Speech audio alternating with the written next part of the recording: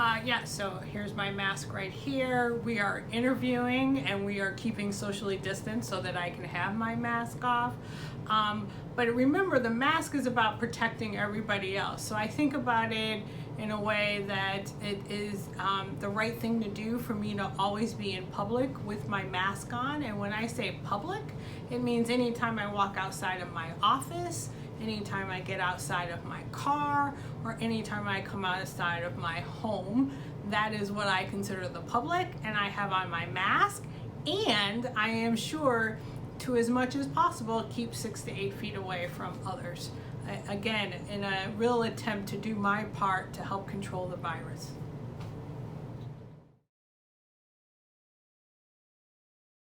Well, that's a really great question, and I think that's what we all worry about. But what is really important is we are both going to have our mask on. So if we pass each other at the grocery store and the patient who has COVID and may not know it has a mask on and I have my mask, my risk of getting COVID from that encounter is extremely small, very close to zero. That's why we wear masks. And that's why we keep socially distanced.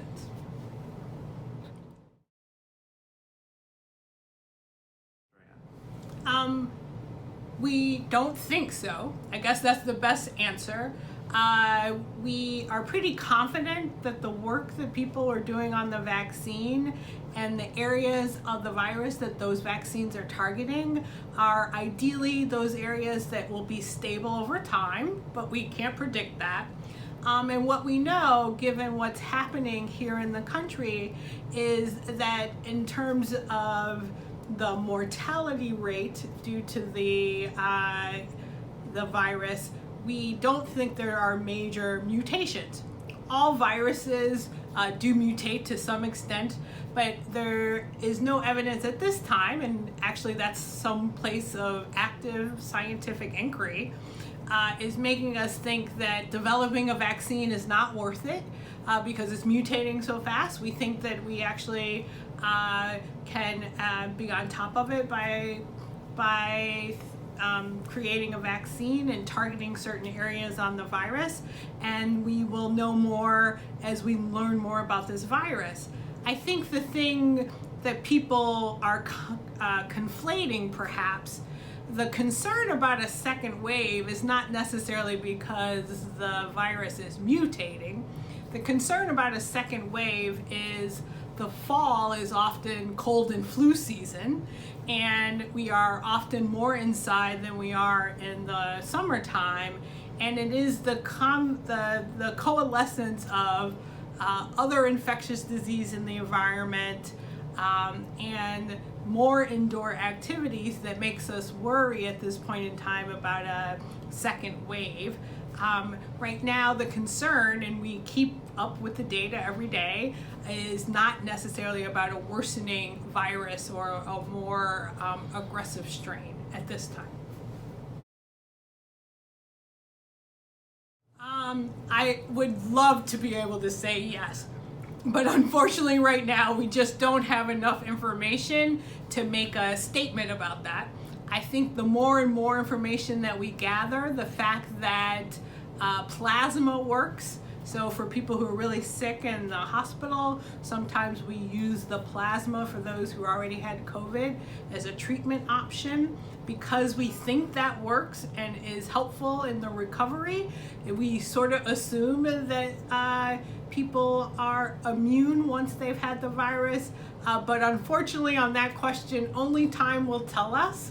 But we're gathering more information basically week by week to understand that. So I think the last part of your question is actually the key piece. It's about being inside. I think we are learning more and more there is an aerosolized component of the virus that perhaps is part of its infectious route. But really the issue is not necessarily do you have HEPA filters in your workplace. The issue is, do you wear a mask? Can you maintain socially distance? And when possible, not be in small confined spaces, which is often our workplace. that's really the best approach. So I have been coming to work since March every day, and I feel actually very comfortable coming to work because here at the GW Medical Faculty Associates, we have implemented all of those procedures. We're in a pretty old building, and I'm not worried about it because I wear a mask when I'm in public. I socially distance even when I'm talking to my colleagues, such as now, and if I don't gather more than a few people in a small confined space. Those are the things that'll keep us safe. As we learn more, and yes, ventilation is helpful. If you can keep windows open and be in places where there's more airflow, that is always better. I'm going to take those separately, and I have a bias here. So I actually think wearing gloves is probably the worst thing we can do. And wearing gloves gives us all a false sense of security, meaning we start to touch things at random because we think we have gloves on, and then we forget that we retouched those things that we intended not to touch. So the best thing is to use your hands. I get on the elevator every day. I use my hands to push the button, but as soon as I get off the elevator, I hand sanitize my hands right away. So the key here is hand washing. So that's key no matter what. And what is somewhat exciting is that if we actually implement the masking, universal masking, and we wash our hands, cold and flu season will actually get much better. So those are actually the ways that we transmit viruses that had always been with us. And so the best thing to do is wash your hands at every opportunity. I think the next question that you ask about surfaces. Yes, I think we were hyper vigilant at the time of the start of the pandemic about surfaces and keeping them clean. I have to say, I think some vigilance about keeping surfaces clean is really important for all the reasons that I just talked about. Actually, not just COVID, but lots of viruses stay on surfaces for some prolonged period of time. And so high touch surfaces should be attended to and cleaned off regularly. But if you can't control the cleaning of a high touch surfaces, the one thing you can control is washing your hands. So if you're out and you have to be in the workplace, I would say on average, you should probably be washing your hands somewhere between 20 times a day, either with soap or water or with hand sanitizer. That way, not only are you keeping yourself safe against coronavirus, you're keeping yourself safe along from a whole host of other things. So the gloves, not so much. Those are definitely not needed in the current environment. And I think paying attention to high touch surface areas, doorknobs, elevator buttons, those kind of things definitely make sense. And then keeping your areas clean and making sure that if somebody comes behind you, they are welcoming into a clean environment is probably the best approach forward.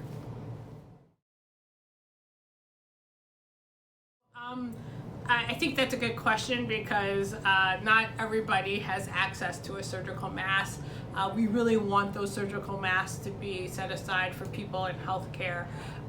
But the key that you need to learn about the surgical mask, there's nothing actually special about, there's a charge on the mask.